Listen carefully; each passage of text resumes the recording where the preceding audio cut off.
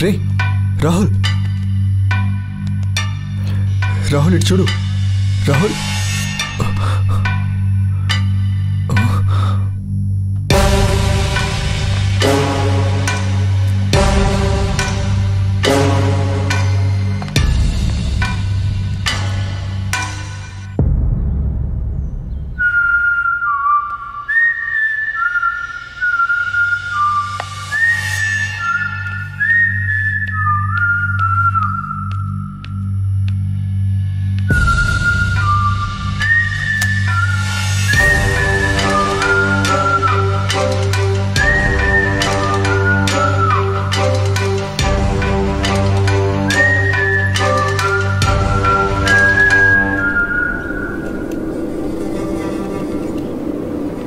నువ్వంతా ఒక ఫ్రెండా?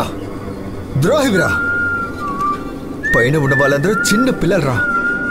ఏం జరుగుతుందో తెలియకుండా పడున్నారు. వాళ్ళతో ఏం చేయబోతున్నావు? ఒక్కరోజు ఒకే రోజులో నీ ఉద్యోగం పీకి, నీ పెళ్ళాన్ని చంపి, నడి రోడ్డులో నిన్ను చడ్డీతో పరిగెత్తించినా నువ్వు నా ముందే వచ్చి నిలబడి ఏం చేయబోతున్నావని అడుగుతున్నావు చూసావా? నిజంగానే నువ్వు వేరే లెవెల్ విక్రమ్. నా మాయాన్ని ఎదుగురా చంపావు? రే, దాన్ని చంపడానికేరా నేను ఇక్కడికి రప్పించాను. అర్థం కాలేదు కదా?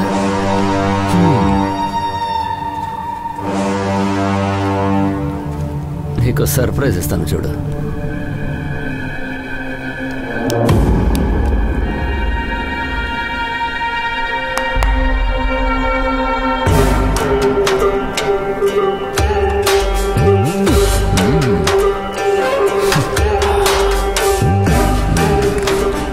వినయ్, విక్రమ్ దగ్గర నుంచి కాల్ వచ్చింది. వాడు నాకు ఫోన్ చేసి ఇది చైన్ ట్రాప్ అయి ఉంటుంది, మన సందేహంగా ఉందని చెప్పాడు.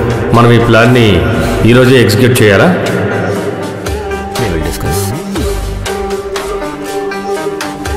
వాడు డీజీపీకి కొంచెం క్లోజ్.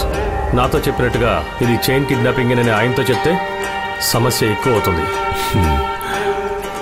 వాడిని రప్పించడం తెలిసిన నాకు వాడిని హ్యాండిల్ చేయడం తెలీదా? ఎస్పీ సార్, మీ అబ్బాయి ఎలా ఉన్నాడు? వాడు బాగానే ఉన్నాడు. ఇప్పుడు ఎందుకు నువ్వు వాడి గురించి మాట్లాడుతున్నావు? బ్యాడ్మింటన్ ఆడటానికి వచ్చిన అబ్బాయి ఇలా ఎందుకని కనిపించకుండా పోయాడు?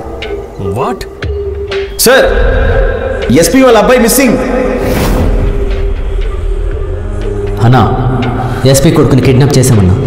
ఎస్పీ కొడుకు కనిపించలేదంటే విక్రమ్ ఈ కేసు నుంచి డైవర్ట్ అవుతాడు. మనం అందరూ కిడ్నాప్కి యూజ్ చేసే సీన్ తెలియదు నీ కొడుకు చేయాలి. అప్పుడు ఇంకా సీరియస్ అవుతాడు. షిట్. సార్, మార్నింగ్ కల్లా మీ కొడుకు మీ దగ్గర ఉంటాడు. ఒక స్టేషన్ ఇన్స్పెక్టర్ మన చేతిలో ఉంటే చాలు, ఎంత పెద్ద క్రైమ్ అయినా ఈజీగా చేయొచ్చు. ఇందులో ఎస్పీ కూడా నా మనిషి. ఇప్పటి వరకు 200 మందిని కిడ్నాప్ చేశాను. కానీ ఒక స్కూల్లో చదువుకున్న అమ్మాయి ఇచ్చిన కంప్లైంట్తో నువ్వు నా పునాదుల్నే కదిపావు కదా.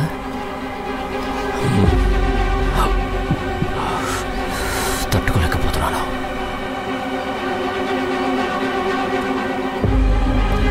మీరంతా మనుషులరా? అమాయకుల జీవితాలు నాశనం చేసి అలా ఏం సాధిద్దామనరా?